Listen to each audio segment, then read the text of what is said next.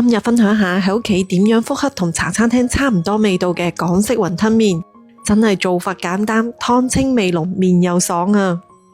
煲到嘅水煮到咁樣蝦眼水嘅時候呢，擺入啲雲吞，用匙羹撩一撩佢，防止黐底。調味好簡單㗎咋，一匙羹嘅大地魚粉，佢係鮮味嘅主要來源。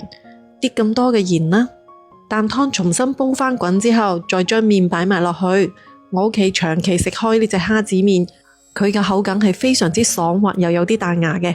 全部獨立包裝，方便儲存。呢啲一粒一粒嘅就係蝦子嚟噶。趁雲吞麵煮緊嘅時候，喺碗度我哋俾翻啲豬油啦、韭黃、啲咁多嘅胡椒，滗翻2殼原湯落嚟，化一化啲豬油。全程大概都係3幾分鐘嘅啫。見到啲雲吞浮晒起身嘅時候，個麵都得噶啦，連埋啲雲吞一齊滗翻起身。就用翻呢個原湯淥翻幾條青菜，屋企有蒜頭酥嘅可以揼翻幾粒落去嚟增香，非常之簡單快手。呢個麵煮出嚟嘅口感係好爽滑噶，平時攞佢嚟炒啊煎啊都好正噶。